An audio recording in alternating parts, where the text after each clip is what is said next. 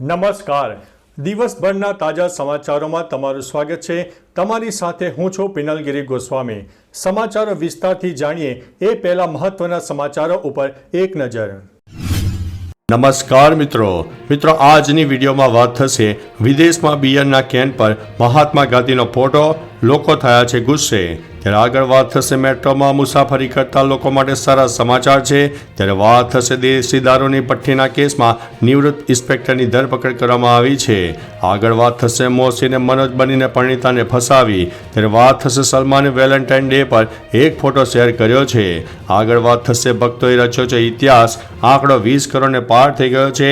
વાત છે પ્રયાગરાજની. ત્યારે આગળ વાત થશે મોનાલિસાનો નવો લુક બદલાયો છે. ત્યારે વાત થશે હાથીઓના હુમલા, 3 લોકોના થયા છે મોત. આગળ વાત થશે સ્માર્ટ મીટર લગાવનારને થશે ફાયદો.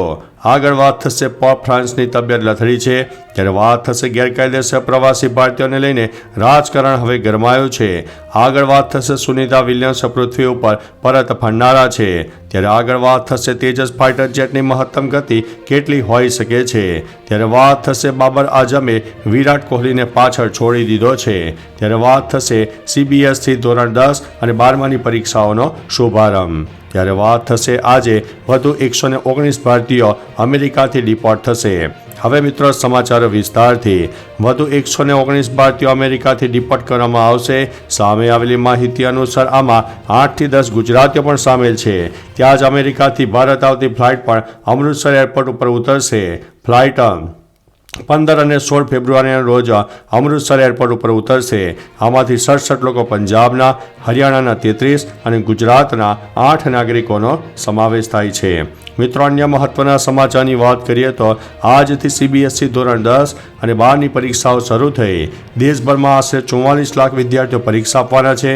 પરીક્ષાને ધ્યાનમાં લઈને બોર્ડ દ્વારા CCTV કેમેરાથી સજ્જ 7800 કેન્દ્રો બનાવવામાં આવ્યા. પરીક્ષા શરૂ થાય તે પહેલાં તમને પ્રશ્નપત્ર વાંચવા માટે 15 મિનિટનો સમય આપવામાં આવતો.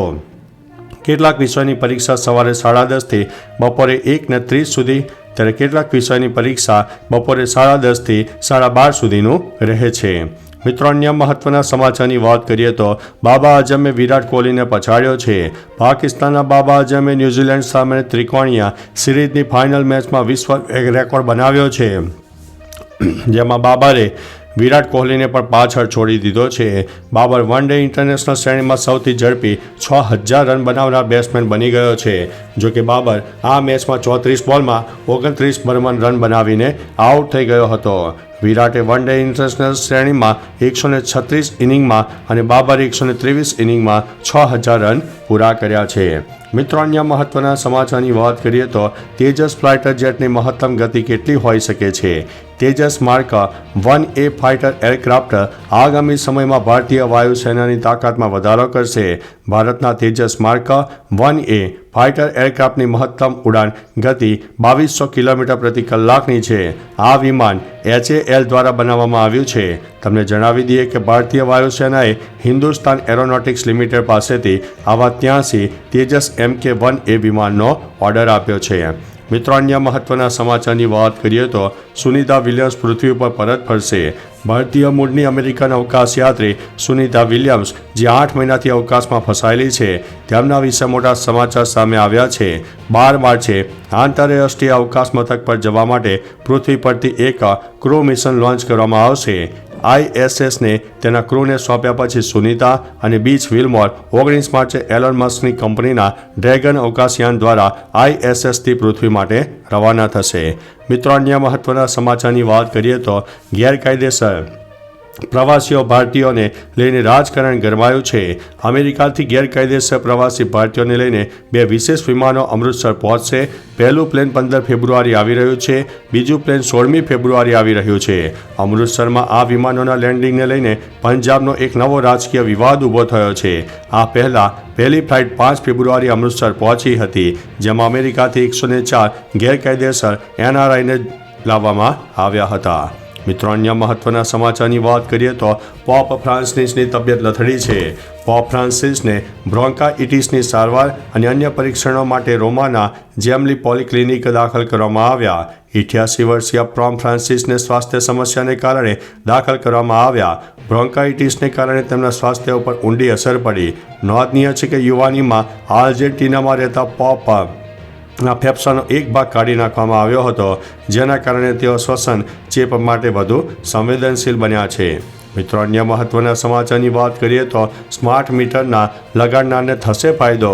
ગુજરાતની 4 સરકારી વીજ કંપનીઓના 1.30 કરોડથી વધુ વીજ ગ્રાહકોને બપોરે 11થી માંડીને 3 વાગ્યા સુધીમાં વીજળીમાં થનારા વપરાશના ચાર્જમાં યુનિટ દીઠ 45 પૈસાની રાહત આપવાનો દરખાસ્ત ગુજરાત વીજ નિયામન પંચ સમક્ષ રજૂ કરવામાં આવેલી 2025-26ના વર્ષની ટેરિફ પિટિશનમાં જણાવ્યું છે. પ્રીપેડ સ્માર્ટ મીટર લગાડનારને એનર્જી ચાર્જના બિલમાં 2% રાહત મળશે અને બિલ 5,000 આવશે તો ₹100ની રાહત મળશે. મિત્રો અન્ય મહત્વના સમાચારની વાત કરીએ તો હાથીઓનો હુમલો, 3 લોકોના થયા છે મોત. કેરળના કોઝિકોડમાં આવેલ એક મંદિરમાં 2 હાથીઓ ગુસ્સે થતાં આમ તેમ દોડવા લાગ્યા. હાથીઓના આતંકથી મંદિરમાં નાસભાગ મચી ગઈ. હાથીઓના ડરથી લોકો એકબીજાને કચડી નાખતા અને બચાવ માટે આગળ વધ્યા. આ અકસ્માતમાં 3 લોકોના મોત થયા છે, જ્યારે ઘણા લોકો ઘાયલ થયા છે. કહેવામાં આવી રહ્યું છે કે મંદિરમાં એક ઉત્સવનું આયોજન કરવામાં આવ્યું હતું. આ સમયે ફટાકડા ફોડવામાં આવ્યા, જેનાથી હાથીઓ ગુસ્સે થઈ ગયા હતા. મિત્રો અન્ય મહત્વના સમાચારની વાત કરીએ તો મોનાલિસાનો લુક બદલાયો છે. મહાકુંભમાં પોતાની આંખોના કારણે વાયરલ થયેલી મોનાલિસાનો એક નવો લુક સામે આવ્યો છે, જેમાં તે સંપૂર્ણપણે બદલાઈ ગયેલી જોવા મળે છે. દિગ્દર્શક સનોજ મિશ્રા તેમના પર ફિલ્મ બનાવી રહ્યા છે. તે બંને એક બ્રાન્ડ ઇવેન્ટ માટે કેરળ ગયા હતા. બંને એરપોર્ટ પર સાથે જોવા મળ્યા હતા. આ દરમિયાન મોનાલિસા ચશ્મા અને સ્વેગ પહેરેલી પણ જોવા મળી હતી. મિત્રો અન્ય મહત્વના સમાચારની વાત કરીએ તો ભક્તોએ રચ્યો છે ઇતિહાસ. આંકડો 50 કરોડને થયો છે પાર. પ્રયાગરાજ મહાકુંભમાં 50 કરોડથી વધુ ભક્તોએ પવિત્ર ડૂબકી લગાવી.